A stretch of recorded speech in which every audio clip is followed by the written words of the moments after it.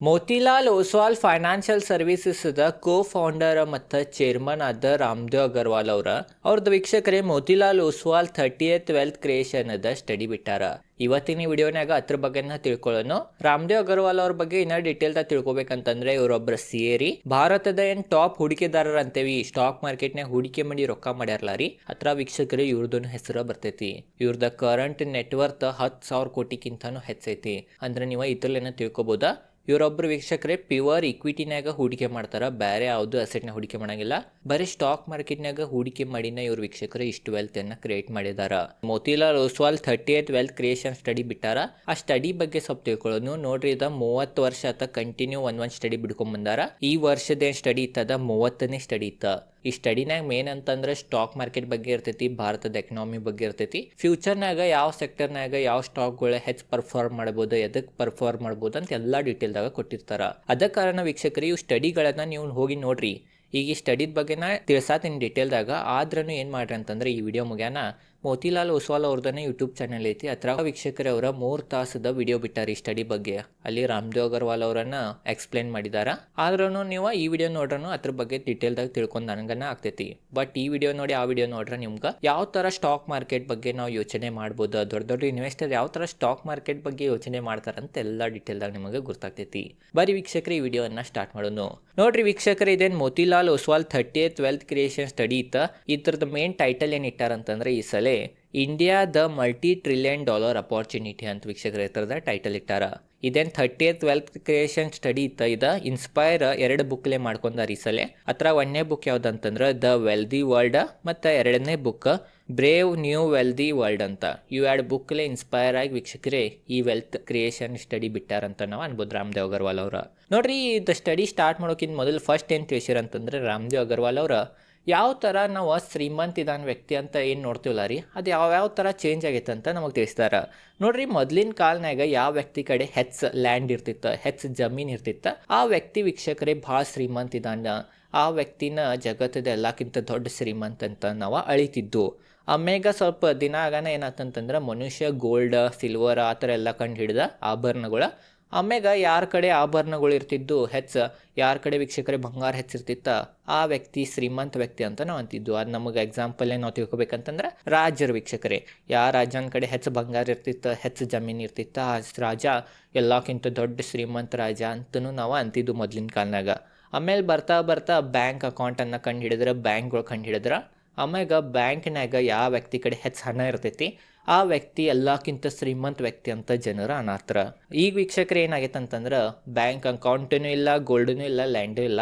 ಯಾರ ಕಡೆ ವೀಕ್ಷಕರೇ ಪೇಪರ್ ಅಸೆಟ್ ಐತಿ, ಎಕ್ಸಾಂಪಲ್ ಸ್ಟಾಕ್, ಪೇಪರ್ ಅಸೆಟ್ ಅಥವಾ ಡಿಜಿಟಲ್ ಅಸೆಟ್ ಯಾರ ಕಡೆ ಈಗಿನ ಕಾಲನಾಗ ಐತಿ ಆ ವ್ಯಕ್ತಿ ಎಲ್ಲಕ್ಕಿಂತ ಶ್ರೀಮಂತ ವ್ಯಕ್ತಿ ಅಂತ ನಾವು ಅಂತೇವಿ. ಎಕ್ಸಾಂಪಲ್ ನಾವೀಗ ಜಗತ್ತದ ಎಲ್ಲಕ್ಕಿಂತ ಶ್ರೀಮಂತ ವ್ಯಕ್ತಿ ಯಾರಿಗಂತೇವ್ರಿ, ಎಲನ್ ಮಸ್ಕ್ ಅವ್ರಿಗಂತೇವಿ. ಎಲನ್ ಮಸ್ಕ್ ಅವ್ರು ಯಾಕೆ ಶ್ರೀಮಂತ ಇದ್ದಾರ? ಇವ್ರ ಕಡೆ ಟೆಸ್ಲಾದು ಸ್ಟಾಕ್ಗಳಿದಾವ, ಮತ್ತು ಇವ್ರ ಕಡೆ ಸ್ಪೇಸ್ ಎಕ್ಸ್ದು ಸ್ಟಾಕ್ಗಳಿದಾವ, ಸ್ಟಾರ್ ಲಿಂಕ್ದು ಸ್ಟಾಕ್ಗಳಿದಾವ. ಅದೇ ಕಾರಣ ಇವರ ಜಗತ್ತದ ಎಲ್ಲಕ್ಕಿಂತ ದೊಡ್ಡ ವ್ಯಕ್ತಿ ಅಂತೀವಿ. ಇವ್ರ ಕಡೆ ಲ್ಯಾಂಡ್ ಇಲ್ಲ, ಬಂಗಾರ ಇಲ್ಲ, ಹಣ ಇಲ್ಲ, ಇವ್ರ ಕಡೆ ಏನೈತಿ ಸ್ಟಾಕ್ಗಳಿದಾವ. ಅದ ಕಾರಣ ವೀಕ್ಷಕರೇ ಈ ಥರ ಕಾಲ ತಕ್ಕಂತೆ ಶ್ರೀಮಂತ ವ್ಯಕ್ತಿದ ಏನು ನಾವು ಅಳಿತೇವಿ, ಆ ಅಳೆಯೋದ ವಿಧಾನ ಚೇಂಜ್ ಆಗ್ತೈತೆ ಅಂತ ನಮಗೆ ರಾಮದೇವ್ ಅಗರ್ವಾಲ್ ಅವರ ಈ ಒಂದು ಎಕ್ಸಾಂಪಲ್ ನಮಗೆ ತಿಳಿಸತ್ತಾರ. ಬರೀ ವೀಕ್ಷಕರ ಕೆಲವೊಂದು ಡೇಟಾ ಮುಖಾಂತರ ತಿಳಿಸಿದಾರ. ಅತ್ರ ಮೇನ್ ವೀಕ್ಷಕರೇ ರಾಮದೇವ್ ಅಗರ್ವಾಲ್ ಅವ್ರಿಗೆ ಡೇಟಾ ಭಾಳ. ರಾಮದೇವ್ ಅಗರ್ವಾಲ್ ಬಗ್ಗೆ ಇನ್ನೂ ಸ್ವಲ್ಪ ತಿಳ್ಕೊಬೇಕಂತಂದ್ರೆ ಇವ್ರಿಗೆ ವೀಕ್ಷಕರೇ ಭಾರತದ ವಾರೆನ್ ಬಫೆಟ್ ಅನ್ನು ಅಂತಾರ. ಯಾಕಂತಂದ್ರೆ ಇವರ ಭಾಳ ವಾರೆನ್ ಬಫೆಟ್ ಅವ್ರದ್ದು ಸಿದ್ಧಾಂತವನ್ನ ಇವ್ರದ್ದು ಹೂಡಿಕೆ ಜರ್ನಿನಾಗ ಫಾಲೋ ಮಾಡ್ತಾರ. ಅದ ಕಾರಣ ಇವ್ರಿಗೆ ಭಾರತದ ವಾರೆನ್ ಬಫೆಟ್ ಅನ್ನು ಅಂತಾರ. ಅದ ಕಾರಣ ಎಷ್ಟು ಇಂಪಾರ್ಟೆಂಟ್ ಆಗ್ತೈತಿ ಇವ್ರದ್ದು ಈ ಕೇಸ್ ಸ್ಟಡಿ ಅಂತ ನೀವು ಇದ್ರ ಮುಖಾಂತರ ತಿಳ್ಕೊಬೋದ. ಬರೀ ವೀಕ್ಷಕರೇ ಏನ್ ಡೇಟಾ ಇದಾವ ಅಂತ ಅದ್ರ ಬಗ್ಗೆ ತಿಳ್ಕೊಳ್ಳೋಣ. ನೋಡ್ರಿ, ಲಾಸ್ಟ್ 20 ವರ್ಷನಾಗ ಭಾರತದ ಮಾರ್ಕೆಟ್ ಕ್ಯಾಪ್ 17% CAGR ಗ್ರೋತ್ ಆಗೈತಂತ. ಮತ್ತೊಂದೇನಂತಂದ್ರ ಮಾರ್ಕೆಟ್ ಕ್ಯಾಪ್ ಟು GDP ನಾವು ನೋಡ್ರೆ 2005ನಾಗ 0.5 ಪಟ್ ಇತ್ತಂತ. ಆದ ವೀಕ್ಷಕರೇ ಈಗ ಏರಿ 2025ನಾಗ 1.3 ಪಟ್ ಆಗೈತಂತ ಅನ್ನತಾರ. ಮತ್ತೊಂದೇನಂತಂದ್ರೆ ಭಾರತದ ನಾವು 17 ವರ್ಷದ GDP ಗ್ರೋತ್ ಎಷ್ಟು ಪರ್ಸೆಂಟೇಜ್ಲೆ ಇತ್ತಂತ ನಾವು ನೋಡ್ರೆ ಹಿಂದಿನ 17 ವರ್ಷದ GDP ಗ್ರೋತ್ 8% CAGR ವೀಕ್ಷಕರೇ ನಮ್ಮ ಭಾರತದ ಗ್ರೋ ಆಗೈತಂತ ಅನ್ನತಾರ. ನೋಡ್ಬೋದ 2008ನಾಗ ಭಾರತದ GDP $1.2 ಟ್ರಿಲಿಯನ್ ಇತ್ತಂತ. ಆದ ವೀಕ್ಷಕರೇ 2015 ತನಕ $2 ಟ್ರಿಲಿಯನ್ ತಲುಪಿತ್ತು ಭಾರತದ GDP. 2022 ಅದ ಏರಿ $3.2 ಟ್ರಿಲಿಯನ್ ಆತ. ಈ ವೀಕ್ಷಕರಿಗೆ ಕರೆಂಟ್ 2025 ಭಾರತದ GDP $3.9 ಟ್ರಿಲಿಯನ್ ಐತಿ. ಫ್ಯೂಚರ್ ಭಾರತ GDPನೂ ಯಾವ ತರ ಇರ್ಬೋದು ಅಂತ ಅದ್ರ ಬಗ್ಗೆನೂ ಡೇಟಾ ಕೊಟ್ಟಾರ, ಅದ್ರ ಬಗ್ಗೆ ಈಗ ತಿಳ್ಕೊಳ್ಳೋಣ. ನೋಡ್ರಿ, 22 ವರ್ಷ ಆಗಾನ. ಈಗೇನ್ ವೀಕ್ಷಕರ 2020 2047 ತನಕ ಭಾರತ GDP ಎಷ್ಟು ಪರ್ಸೆಂಟೇಜ್ ಇರ್ಬೋದು ಅಂತ ಒಂದು ಅಂದಾಜು ಲೆಕ್ಕ ಹಾಕ್ಯಾರ, ಅದ್ರ ಬಗ್ಗೆ ಈಗ ಸ್ವಲ್ಪ ತಿಳ್ಕೊಂಬಿಡೋಣ. ನೋಡ್ರಿ, ಭಾರತದ GDP ಪ್ರತಿ ವರ್ಷ 9% CAGR ಏನ್ರಿ ಗ್ರೋ ಆತಂತಂದ್ರೆ ಏನು ಈಗ ಕರೆಂಟ್ 2025 ಭಾರತದ GDP $3.9 ಟ್ರಿಲಿಯನ್ ಐತಿ. ಅದು 2030 ತನಕ ಏರಿ $6 ಟ್ರಿಲಿಯನ್ ತಲುಪ್ತೈತಿ. 2035 ವೀಕ್ಷಕರೇ ಅದ $9.3 ಟ್ರಿಲಿಯನ್ ತಲುಪ್ತೈತೆ ಅಂತ. 2040 $14.2 ಟ್ರಿಲಿಯನ್ ತಲುಪ್ತೈತೆ ಅಂತ. ಮತ್ತು 2047 ಅದ $26 ಟ್ರಿಲಿಯನ್ ತಲುಪ್ತೈತಂತ. ಅದ ಕಾರಣ 9% CAGR ಭಾರತದ ಎಂಟ್ರಿ GDP ಗ್ರೋ ಆತಂತಂದ್ರೆ ಭಾರತ ಎಷ್ಟು ಶ್ರೀಮಂತ ಆಗ್ಬೋದ, ಭಾರತ ವೀಕ್ಷಕರೇ ಯಾವ ತರ ಬೆಳಿಬೋದು ಅಂತ ಇದೊಂದನ್ನು ಉದಾಹರಣೆ ಮೂಲಕ ತಿಳಿಸಿದಾರ. ಅದ ಕಾರಣ ಈ ತರ ಯಾವಾಗೂ ನಾವು ಹೂಡಿಕೆದಾರರಾಗಿ ಈ ತರ ವೀಕ್ಷಕರೇ ಅನುಮಾನ ಹಚ್ಚಬೇಕು. ಈ ತರ ಅನುಮಾನ ಹಚ್ಚಿ ಈ ತರ ಲೆಕ್ಕ ಎಲ್ಲ ಕಂಡು ಹಿಡಿದು ಅಂತಂದ್ರೆ ನಮಗೆ ಭಾರತದ ಗ್ರೋತ್, ಭಾರತದ ಸ್ಟಾಕ್ಗಳು ಯಾವ ತರ ಗ್ರೋ ಆಗ್ಬೋದು ಅಂತ ಈ ಒಂದು ಡೇಟಾಲೇನ ನಮಗೆ ಗೊತ್ತಾಗ್ತೈತಿ. ಮತ್ತೊಂದು ಏನಂತಂದ್ರೆ 2008 2025 ತನಕ ಯಾವ್ಯಾವ ಸ್ಟಾಕ್ಗಳು ಎಷ್ಟೆಷ್ಟು ಪರ್ಸೆಂಟೇಜ್ ಇರ್ಯಾವ, ಏನು ಪರ್ಫಾರ್ಮ್ ಮಾಡ್ಯಾವ ಅಂತ ಅದ್ರ ಬಗ್ಗೆನೂ ಡೇಟಾ ಕೊಟ್ಟಾರ. ಈಗ ಅದ್ರ ಬಗ್ಗೆ ತಿಳ್ಕೊಳ್ಳೋಣ. ನೋಡ್ರಿ, 2008 2025 ತನಕ ಭಾರತದ ಟಾಪ್ 500 ಕಂಪ್ನಿಗಳನ್ನ ನಾವು ಹಿಡಿದ್ರ ಟಾಪ್ 500 ಕಂಪ್ನಿನ್ಯಾಗ 23% CAGR ಕಿಂತನೂ ಹೆಚ್ಚು ಕಂಪೌಂಡರ್ ವೀಕ್ಷಕರೇ ಬರೀ 35 ಕಂಪ್ನಿಗಳು ಅಷ್ಟೇ ಇದ್ದು ಅಂತ್ರಿ. ಅಂದ್ರ ಭಾರತದ 500 ಕಂಪ್ನಿಗಳ್ನಾಗ 35 ಕಂಪ್ನಿಗಳು ಅಥವಾ 35 ಸ್ಟಾಕ್ಗಳು ಅಷ್ಟ 23% ಕಿಂತನೂ ಹೆಚ್ಚು CAGR ಕಂಪೌಂಡಿಂಗ್ ಆಗ್ಯಾವಂತ.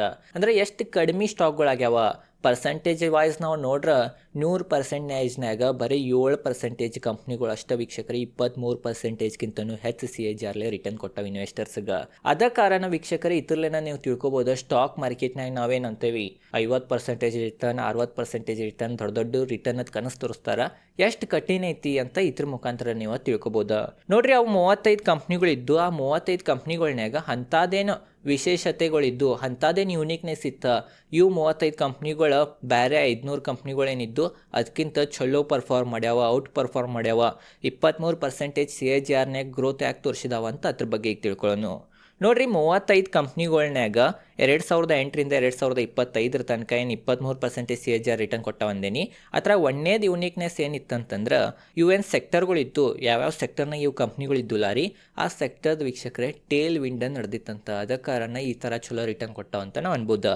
ಎರಡನೇ ಪಾಯಿಂಟ್ ಏನಂತಂದ್ರೆ 35 ಕಂಪ್ನಿಗಳ್ನಾಗ 21 ಕಂಪ್ನಿಗಳು ವೀಕ್ಷಕರೇ B2C ಬಿಸ್ನೆಸ್ ಮಾಡ್ತಿದ್ವು ಅಂತ. ಅಂದ್ರೆ ಡೈರೆಕ್ಟ್ ಕನ್ಸ್ಯೂಮರ್ಸ್ಗನ ವೀಕ್ಷಕರೇ ಅವ್ರದ್ದು ವಸ್ತುಗಳನ್ನ ಸೆಲ್ ಮಾಡ್ತಿದ್ವು ಅಂತ. ಈ ತರ ಕಂಪ್ನಿಗಳು ಇದ್ದು 35 ಕಂಪ್ನಿಗಳ್ನಾಗ 27 ಕಂಪ್ನಿ ವೀಕ್ಷಕರೇ 2008 ಮಾರ್ಕೆಟ್ ಲೀಡರ್ ಸಹನು ಇದ್ದು ಅಂತ. ಇದು ನಿಮ್ದು ತಲೆಯಾಗಿರ್ಬೇಕಾ. ಮತ್ತು 35 ಕಂಪ್ನಿಗಳ್ನಾಗ 28 ಕಂಪ್ನಿಗಳದ್ದು ವೀಕ್ಷಕರೇ ROE ರಿಟರ್ನ್ ಆನ್ ಇಕ್ವಿಟಿ 15% ಕಿಂತನೂ ಹೆಚ್ಚಿತ್ತು 2008. ಮತ್ತು ನಾವು ವೀಕ್ಷಕರೇ PE ವೈಸ್ ನೋಡ್ರೂ 35 ಕಂಪ್ನಿಗಳೇ ನೀವು 23% CAGR ಕಿಂತನೂ ಹೆಚ್ಚು ರಿಟರ್ನ್ ಕೊಟ್ಟಾವ ಇನ್ವೆಸ್ಟರ್ಸ್ಗೆ. ಅದ್ರಾಗ 19 ಕಂಪ್ನಿಗಳದ 2008 PE ನಿಫ್ಟಿದೇನು 17 ಪಟ್ಟು PE ಇತ್ತು, ಅದಕ್ಕಿಂತನೂ ಕಡಿಮೆನಾಗ ಟ್ರೇಡ್ ಆಗತ್ತಿದ್ದು ಅಂತ. ಅದ ಕಾರಣ ಇವೆಲ್ಲ ವಿಶೇಷತೆಗಳು ಅವು ಕಂಪ್ನಿಗಳನ್ನ ಇದ್ದು ರೀ 35 ಕಂಪ್ನಿಗಳ್ನಾಗ. ಅದ ಕಾರಣ ವೀಕ್ಷಕರು ಇವು 35 ಕಂಪ್ನಿಗಳು ಹೂಡಿಕೆದಾರರಿಗೆ 2008 2025 ತನಕ 23% CAGR ರಿಟರ್ನ್ ಕೊಟ್ಟಾವಂತ ನಾವು ಅನ್ಬೋದು, ಕಂಪೌಂಡೆಡ್ ರಿಟರ್ನ್ ಕೊಟ್ಟಾವಂತ ನಾವು ಅನ್ಬೋದು. ಈಗ ಇದ್ರ ಬಗ್ಗೆನೂ ನಿಮಗೆ ಡೀಟೇಲ್ದಾಗ ಗುರ್ತಾ ಇರ್ಬೋದು ಅಂತ ನನಗೆ ಅನಿಸ್ತೈತಿ. ಬರೀ ವೀಕ್ಷಕರು ಇವೆಲ್ಲ ನಿಮಗೆ ಏನೇನು ಮೇನ್ ಇಂಪಾರ್ಟೆಂಟ್ ಡೇಟಾ ಇದ್ದು Motilal Oswal 30th wealth creation ಸ್ಟಡಿನಾಗ ಅದ್ರ ಬಗ್ಗೆ ನಾ ಡೀಟೇಲ್ದಾಗ ಸರಳವಾಗಿ ತಿಳಿಸಿದ್ದೇನೆ. ಈಗ ಬರೀ ಯಾವ ಸೆಕ್ಟರ್ಗಳ ಏನು ಅಂತ ತಿಳಿಸಿದಾರ, ಫ್ಯೂಚರ್ನಾಗ ಭಾಳ ಗ್ರೋ ಆಗ್ಬೋದು ಅಂತ ಅದ್ರ ಬಗ್ಗೆ ತಿಳ್ಕೊಳ್ಳೋಣ. ನೋಡ್ರಿ ವೀಕ್ಷಕರೇ, ಫಸ್ಟ್ ಏನು ತಿಳಿಸಿದ್ರ ಅಂತಂದ್ರೆ ಸೆಕ್ಟರ್ಗಳ ಹೆಸರು ತಿಳ್ಕೊಳಕ್ಕಿಂತ ಮೊದಲು ಫಸ್ಟ್ ಭಾರತದ ಪರಿಸ್ಥಿತಿ ಯಾವ ಥರ ಐತಂತ ಈಗ ಸ್ವಲ್ಪ ತಿಳ್ಕೊಳ್ಳೋಣ. ನೋಡ್ರಿ, 1947 ಭಾರತಗ ಬ್ರಿಟಿಷರಿಂದ ಸ್ವಾತಂತ್ರ್ಯ ಸಿಕ್ಕಿತ. ಸ್ವಾತಂತ್ರ್ಯ ಸಿಗಾನ ಮತ್ತು ಭಾರತದ ಎರಡು ವಿಭಾಗ, ಅದು ಪಾಕಿಸ್ತಾನ ಭಾರತ. ಆದ ಕಾರಣ ಭಾಳ ವೀಕ್ಷಕರೇ ಜಗಳ ನಡೆದು ಭಾಳ ಎಲ್ಲ ಹೋರಾಟ ಬಡ್ದಾಟ ಭಾಳ ಎಲ್ಲ ನಡೆದು ರೀ. ಭಾರತ ವೀಕ್ಷಕರೇ ಗ್ರೋತ್ ಮ್ಯಾಗ ಫೋಕಸ್ ಮಾಡೋಂಗ ಪರಿಸ್ಥಿತಿನ ಎಲ್ಲ ಇತ್ತ. ಯಾವ ಥರ ರೇ ವೀಕ್ಷಕರೇ ಶಾಂತಿ ಇರಲಿ ಭಾರತನಾಗ, ಕೂಡಿ ಜನರ ಬದುಕಲಿ, ತಮ್ಮ ಜೀವನವನ್ನು ಸಾಗಿಸ್ಲಿ ಅಂತ ಭಾರತದ ಉದ್ದೇಶ ಇತ್ತ. ಅದ ಕಾರಣ ಅವಾಗ ಹೆಂಗಿತ್ತಂತಂದ್ರೆ ಏನು ಸ್ವಾತಂತ್ರ್ಯ ಸಿಕ್ಕಿ ಒಂದು 20 ರಿಂದ 30 ವರ್ಷ ಯಾವ ಥರ ಇತ್ತಂತಂದ್ರೆ ಜನರ ಸಮಾಧಾನಲೆ ಇದ್ರೆ ಸಾಕ, ತಿನ್ನಾಕ ಚಲೋ ಸಿಕ್ಕರೆ ಸಾಕಂತ ವೀಕ್ಷಕರೇ ಜನರ ಬದುಕತ್ತೀರ. ಆಮೇಗ ಏನಾತಂತಂದ್ರೆ ಭಾರತ ಜನರು ಸ್ವಲ್ಪ ಮುಂದೆ ಹೋದ್ರೆ ತಿನ್ನೋದ ಉಣ್ಣೋದ ಎಲ್ಲ ಸಿಗಾನ, ಮಲ್ಕೊಳ್ಳೋದೆಲ್ಲ ಸಿಗಾನ, ಭಾರತ ಜನರು ಈಗ ಎಲ್ಲಾರೇ ನಮಗೆ ಸಿಕ್ಕೈತಿ, ಈಗ ಸ್ವಲ್ಪ ಬೆಳೆಯೋಣ ಅನ್ನೋ ಕಾರಣದಿಂದ ಬೆಳತ್ರ. ಈಗ ಸದ್ಯ ವೀಕ್ಷಕರೇ ನಾವು ಪರ್ ಕ್ಯಾಪಿಟಾ ಭಾರತ GDP ನೋಡ್ರ $2,500 ಐತ್ರಿ. ಅಂದ್ರೆ ಈಗ ವೀಕ್ಷಕರೇ ಭಾರತದೇನ ವ್ಯಕ್ತಿ ಇದಾನೊಬ್ಬ ಸಾಮಾನ್ಯ ವ್ಯಕ್ತಿ, ಅವನ ಕಡೆ ಈಗ ತಿನ್ನಾಕ ರೊಕ್ಕ ಇದಾವ್ರಿ, ಮಲ್ಕೊಳಾಕನು ವೀಕ್ಷಕರೇ ಹಾಸಿಗೆ ಐತಿ. ಈಗ ಅವಂಗ ಸ್ವಲ್ಪ ಮುಂದೆ ಸಾಗೋದೈತಿ. ಮುಂದೆ ಸಾಗೋದು ಯಾವ ಥರ ರೀ? ಹೂಡಿಕೆ ಮಾಡ್ಬೇಕು ಉಳಿದಿದ್ದ ರೊಕ್ಕದಿಂದ, ಮತ್ತು ಚಲೋ ಲಕ್ಸರಿ ವಸ್ತುಗಳನ್ನು ಬಳಸ್ಬೇಕು, ಕಾರನ್ನು ತೊಗೋಬೇಕು. ಈ ಥರ ಈಗ ಭಾರತದ ವ್ಯಕ್ತಿದೇ ಮನಸ್ಥಿತಿ ಆಗೈತಿ, ಚೇಂಜ್ ಆಗೈತಿ. ಮೊದಲು ಸರ್ವೈವ್ ಮಾಡೋದ ಬಗ್ಗೆ ನೋಡತ್ತಿದ್ದ, ಈಗ ಇದ್ದಿದ್ರನಾಗನ ಯಾವ ಥರ ತಂದ ಜೀವನವನ್ನು ಉತ್ತಮಗೊಳಿಸ್ಬೋದು ಅಂತ ನೋಡತ್ತಾನ. ಅದ ಕಾರಣ ಫ್ಯೂಚರ್ನಾಗ ಇವೇನು ಸೆಕ್ಟರ್ಗಳು ಹೇಳಿದಾನಿ, ಇವು ಸೆಕ್ಟರ್ಗಳು ಆ ವ್ಯಕ್ತಿಗೆ ಸಹಾಯ ಮಾಡ್ತಾವ. ಅದ ಕಾರಣ ಆ ವ್ಯಕ್ತಿ ಇವ ಸೆಕ್ಟರ್ನಾಗಿನ್ನು ಕಂಪ್ನಿಗಳ್ನಾಗನ ಹೆಚ್ಚು ವೀಕ್ಷಕರಿ ತಂದು ವ್ಯವಹಾರ ಮಾಡ್ತಾನೆ. ಅವ ಸೆಕ್ಟರ್ನಾಗಿನ್ನು ಹೆಚ್ಚು ಕಂಪ್ನಿಗಳ ಕಡೆಯಿಂದ ತಂದು ವಸ್ತುಗಳನ್ನು ಬಾಯ್ ಮಾಡ್ತಾನೆ. ಅದರಿಂದ ಡೈರೆಕ್ಟ್ ಆ ಕಂಪ್ನಿಗಳಿಗೆ ಲಾಭ ಆಗ್ತೈತಿ. ಅದ ಕಂಪ್ನಿಗೆ ಲಾಭ ಆಗೋದ್ರಿಂದ ಆ ಕಂಪ್ನಿದ ಅರ್ನಿಂಗ್ಸ್ ಚಲೋ ಆಗ್ತೈತಿ. ಆ ಅರ್ನಿಂಗ್ಸ್ದಿಂದ ಆ ಕಂಪ್ನಿಗೆ ಭಾಳ ಲಾಭ ಆಗ್ಬೋದು ಅಂತ ನೀವು ಲೆಕ್ಕ ಹಾಕ್ಬೋದು. ಈಗ ಬರೀ ಯಾವ ವೀಕ್ಷಕರೇ ಸೆಕ್ಟರ್ಗಳು ಇದಾವ ಅಂತ ಅದ್ರ ಬಗ್ಗೆ ತಿಳ್ಕೊಳ್ಳೋಣ. ನೋಡ್ರಿ ವೀಕ್ಷಕರೇ, ಒಂದನೇ ಸೆಕ್ಟರ್ ಯಾವ್ದಂತಂದ್ರೆ ಫೈನಾನ್ಷಿಯಲ್ ಸೆಕ್ಟರ್. ಮನುಷ್ಯ ವೀಕ್ಷಕರೇ ಈಗ ರೊಕ್ಕ ಗಳಿಸಿದಾನ, ಅವಂಗ ಕೆಲವೊಂದು ವಸ್ತುಗಳನ್ನ ಬಾಯ್ ಮಾಡೋದೈತಿ. ಎಕ್ಸಾಂಪಲ್ ಐಫೋನನ್ನು ಬಾಯ್ ಮಾಡೋದೈತೆ ತಿಳ್ಕೊರಿ. ಮೊದಲು ಯಾವುದೋ ವ್ಯಕ್ತಿಗೆ ಒಂದು ಫೋನ್ ಇದ್ರೆ ಸಾಕಾಗ್ತಿತ್ತು, ಬಟ್ ಈಗಿನ ಕಾಲನಾಗ ಎಲ್ಲರ ಜನರಿಗೆ ಐಫೋನ್ ಬೇಕಾಯ್ತಿ. ಬಟ್ ಒಂದು ಕಡೆ ಅಷ್ಟು ಇನ್ಕಮ್ ಇಲ್ಲ, ಅದ ಕಾರಣ ನಾವು EMI ಮ್ಯಾಗ ಫೋನ್ ತೊಗೊಂಬರ್ತಾನೆ. ಅದ ಕಾರಣ ಇವು ಫೈನಾನ್ಷಿಯಲ್ ಕಂಪ್ನಿಗಳು ಏನಿದಾವ ಆ ಸೆಕ್ಟರ್ನಾಗ ಇರೋ ಕಂಪ್ನಿಗಳ್ಗೆ ಭಾಳ ಲಾಭ ಆಗ್ಬೋದು ಅಂತ ಎಲ್ಲ ವೀಕ್ಷಕರ ಎಕ್ಸ್ಪರ್ಟ್ಗಳು ಅನ್ನತ್ತಾರ. ಅದೇ ಥರ ವೀಕ್ಷಕರೇ Motilal Oswal 30th wealth creation ಸ್ಟಡಿನಾಗೂ ತಿಳಿಸಿದ್ದಾರೆ. ಒಂದನೇ ಸೆಕ್ಟರ್ ಫೈನಾನ್ಷಿಯಲ್, ಎರಡನೇ sector capital market. Capital market ಅಂತಂದ್ರೆ ವೀಕ್ಷಕರೇ ಈಗ ಜನರ ಕಡೆ ತಿನ್ನಾಕ ಉಣ್ಣಾಕ ಎಲ್ಲ ಸ್ಪೆಂಡ್ ಮಾಡೋಕೆ ರೊಕ್ಕಾರೆ ರಗಡೈತಿ, ಆದ್ರೂ ಅವ್ರ ಕಡೆ ಸ್ವಲ್ಪ ಸೇವಿಂಗ್ ಉಳಿಯತೈತಿ. ಆ ಸೇವಿಂಗನ್ನು ಈಗ ಜನರ ಸ್ಟಾಕ್ ಮಾರ್ಕೆಟ್ನಾಗ ಮ್ಯೂಚುವಲ್ ಫಂಡ್ಗಳ್ನಾಗ ಅದು ಹೂಡಿಕೆ ಮಾಡತ್ತಾರ. ಅದ ಕಾರಣ ಅದರಿಂದ ಕ್ಯಾಪಿಟಲ್ ಮಾರ್ಕೆಟ್ ಸೆಕ್ಟರ್ ಅಂತಂದ್ರೆ ಯಾವ್ಯಾವ ಕಂಪ್ನಿಗಳ ಸ್ಟಾಕ್ ಮಾರ್ಕೆಟ್ನಾಗ ರಿಲೇಟೆಡ್ ಕೆಲಸ ಮಾಡ್ತಾವ ಮತ್ತು ಯಾವ್ಯಾವ ಕಂಪ್ನಿಗಳು ಮ್ಯೂಚುವಲ್ ಫಂಡ್ನಾಗ ಹೂಡಿಕೆ ಮಾಡ್ತಾವೆ ಅಂಥ ಕಂಪ್ನಿದು ಸ್ಟಾಕ್ಗಳ ಫ್ಯೂಚರ್ನಾಗ ಭಾಳ ಗ್ರೋ ಆಗ್ಬೋದು ಅಂತ ಮೋತಿಲಾಲ್ ಒಸ್ವಾಲ್ದ ಫೌಂಡರ್ ಆದ ರಾಮದೇವ್ ಅಗರ್ವಾಲ್ ಅವರು ಈ ಸ್ಟಡಿನಾಗ ತಿಳಿಸಿದ್ದಾರೆ. ಮತ್ತು ಮೂರನೇ ವೀಕ್ಷಕರ ಸೆಕ್ಟರ್ ಇನ್ಶೂರೆನ್ಸ್ ಸೆಕ್ಟರ್. ಭಾರತ ಜನರಿಗೆ ಬದುಕು ಸಂಬಂಧ ಮತ್ತು ವೀಕ್ಷಕರೇ ಏನರ ಆರೋಗ್ಯ ಸಮಸ್ಯೆ ಕೆಟ್ಟಿತ್ತ ಅನ್ನೋ ಕಾರಣದಿಂದ ಇನ್ಶೂರೆನ್ಸನ್ನು ಫ್ಯೂಚರ್ನಾಗ ಭಾಳ ಮಾಡ್ಬೋದು ಅಂತ ಅವ್ರಿಗೆ ಅನ್ಸತೈತಿ. ಅದ ಕಾರಣ ಫ್ಯೂಚರ್ನಾಗ ಇನ್ಶೂರೆನ್ಸ್ ಕಂಪ್ನಿಗಳಿಗೂ ಭಾಳ ಲಾಭ ಆಗ್ಬೋದು ಅಂತ ಅನ್ಸತೈತಂತ್ರಿ ಅವ್ರಿಗೆ. ಆ ಥರ ಭಾರತದ ಜನಸಂಖ್ಯೆ ಭಾಳ ಐತಿ, ಭಾಳ ಜನ ಇನ್ಶೂರೆನ್ಸ್ ಮಾಡಿರಂಗಿಲ್ಲ. ಖಂಡಿತವಾಗಿ ಎಲ್ಲ ಜನರು ಇನ್ಶೂರೆನ್ಸ್ ಮಾಡತ್ತಾರ ಅಂತಂದ್ರೆ ಡೈರೆಕ್ಟ್ ಇನ್ಶೂರೆನ್ಸ್ ಕಂಪ್ನಿಗಳಿಗೂ ಲಾಭ ಆಗ್ಬೋದು. ಎರಡನೇ ಕಂಪ್ನಿ ಟೂ ವೀಲರ್ನಾಗೂ ವೀಕ್ಷಕರೇ ಹೈ ಎಂಡ್ ಟೂ ವೀಲರ್. ಭಾರತದ ಜನರ ಕಡೆ ಈಗ ಟೂ ವೀಲರೇ ಎಲ್ಲ ಬಂದವ. ಸಣ್ಣ ಏನು ಟೂ ವೀಲರ್ ಇರ್ತಾವ, ಬಜೆಟ್ ಲೆವೆಲ್ ಟೂ ವೀಲರ್ ಇರ್ತಾವ, ಅವರೆಲ್ಲರೂ ತೊಗೊಂಡವ್ರು ಭಾಳ ಕಡಿಮೆ ಜನ ಇದ್ದಾರೆ. ಬಟ್ ವೀಕ್ಷಕರೀಗ ಆ ಟೂ ವೀಲರನ್ನು ಭಾರತ ಜನರು ಅಪ್ಗ್ರೇಡ್ ಮಾಡ್ಬೋದು. ಚಲೋ ಬ್ರ್ಯಾಂಡೆಡ್ ಟೂ ವೀಲರ್ಗಳನ್ನು ತೊಗೋಬೋದು. ದೊಡ್ಡ ವೀಕ್ಷಕರು ಏನು ಸೂಪರ್ ಬೈಕ್ ಅಂತೇವಿ ಅಥವಾ ಇವು ಬುಲೆಟ್ ಅದೇನಂತೇವಲ್ಲ ರೀ, ಆ ಗಾಡಿಗಳನ್ನು ತೊಗೋಬೋದು ಅನ್ನೋ ಕಾರಣದಿಂದ ಅಂಥ ಕಂಪ್ನಿಗಳಿಗೂ ಲಾಭ ಆಗ್ಬೋದು ಅಂತ ರಾಮದೇವ್ ಅಗರ್ವಾಲ್ ಅವರು ಈ ಸ್ಟಡಿನಾಗ ತಿಳಿಸತ್ತಾರ.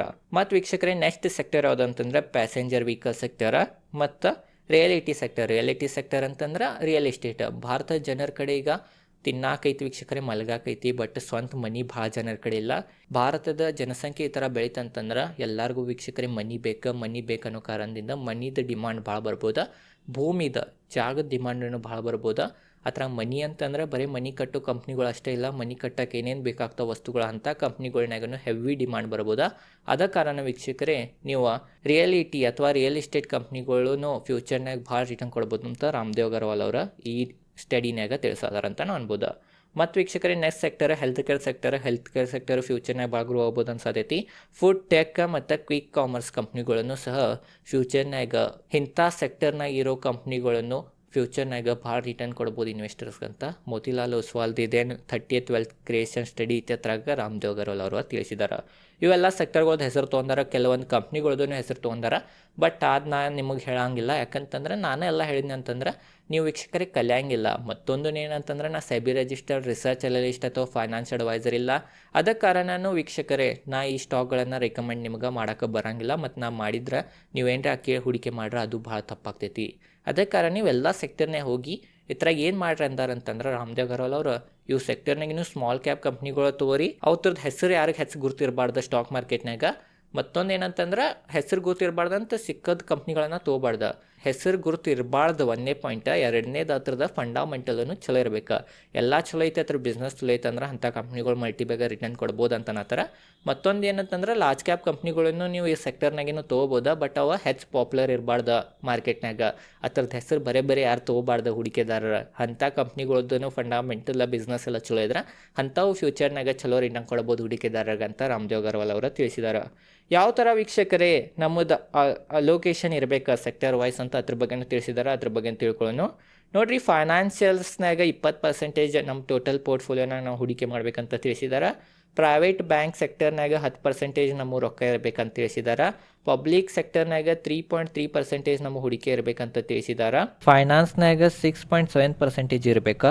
ಮತ್ತು ಕ್ಯಾಪಿಟಲ್ ಮಾರ್ಕೆಟ್ನಾಗ ವೀಕ್ಷಕರೇ 20% ಅಲೋಕೇಶನ್ ಇರಬೇಕಂತ ತಿಳಿಸಿದ್ದಾರೆ. ಆಟೋ ಸೆಕ್ಟರ್ನಾಗ 13.3% ಇರಬೇಕಂತ ತಿಳಿಸಿದ್ದಾರೆ. ಆಟೋನಾಗ 2 ವೀಲರ್ ಮತ್ತು 3 ವೀಲರ್ ಏನು ಸೆಕ್ಟರ್ ಐತಿ ಅಂಥ ಕಂಪ್ನಿಗಳ್ನಾಗ 6.7% ನಾವು ಹೂಡಿಕೆ ಮಾಡ್ಬೇಕಂತ ಹೇಳಿದಾರೆ ನಮ್ಮ ಟೋಟಲ್ ಪೋರ್ಟ್ಫೋಲಿಯೋದ.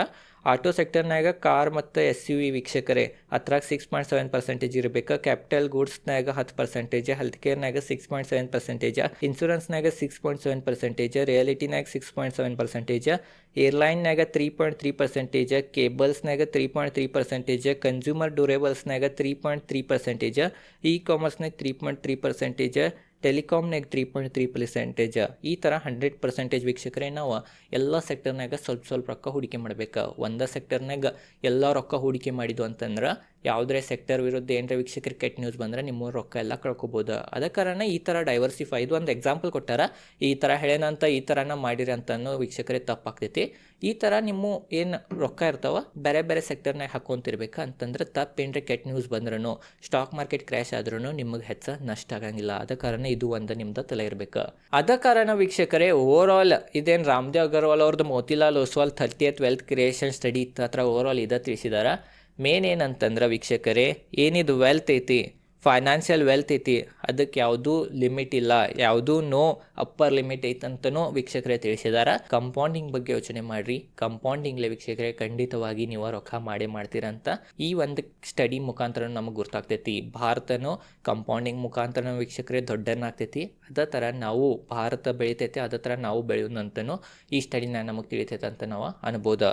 ಓವರಾಲ್ ವೀಕ್ಷಕರೇ ಇದೈತೆ ಈ ವಿಡಿಯೋನಾಗ ಎಲ್ಲ ಎಷ್ಟಾಗ್ತೈತೆ ಅಷ್ಟೇ ಡೀಟೇಲ್ದಾಗ ಸರಳವಾಗಿ ರಾಮದೇವ್ ಅಗರ್ವಾಲ್ ಅವ್ರದ್ದು 30th wealth creation Motilal Oswal ಅವ್ರ ಸ್ಟಡಿ ಏನಿತ್ತು ಅದ್ರ ಬಗ್ಗೆ ತಿಳಿಸಿದ್ದೇನೆ ಅಂತ ನನಗನ್ನಿಸ್ತೈತಿ. ಇನ್ನೂ ಹೆಚ್ಚು ಮಾಹಿತಿ ಬೇಕಾದ್ರೆ ಅವ್ರದ್ದು ವೀಕ್ಷಕರ ವಿಡಿಯೋ ಇದು 3 ತಾಸದ, ಆ ವಿಡಿಯೋನ ಹೋಗಿ ನೀವು ನೋಡ್ಬೋದು. ಮತ್ತೊಂದೇನಂತಂದ್ರೆ ಭಾಳ ದಿನ ವಿಡಿಯೋ ಹಾಕಿರ್ಕಲೈನಿ, ಫೈನಲಿ ಮತ್ತು ಬ್ಯಾಕ್ ಮಾಡೀನಿ ನನ್ನ ಯೂಟ್ಯೂಬ್ ಚಾನಲ್ ಮ್ಯಾಗ. ಮತ್ತು ವಿಡಿಯೋಗಳು ಬರ್ತಿರ್ತಾವೆ, ಅದಕ್ಕೆ ಸಬ್ಸ್ಕ್ರೈಬ್ ಮಾಡಿರಿ. ವಿಡಿಯೋ ಹೆಂಗೆ ಅನ್ಸುತ್ತೆ ಅಂತ ಕಮೆಂಟ್ ಸೆಕ್ಷನ್ನಾಗ ತಿಳಿಸ್ರಿ. ಈ ವಿಡಿಯೋಗೆ ಲೈಕ್ ಮಾಡಿರ್ಕಂದ್ರೆ ಲೈಕ್ ಮಾಡಿರಿ, ಕಮೆಂಟ್ ಸೆಕ್ಷನ್ನಾಗ ಹೆಂಗೆ ಅನ್ಸುತ್ತೆ ಅಂತಲೂ ಕಮೆಂಟ್ ಮಾಡಿರಿ. ಧನ್ಯವಾದಗಳು.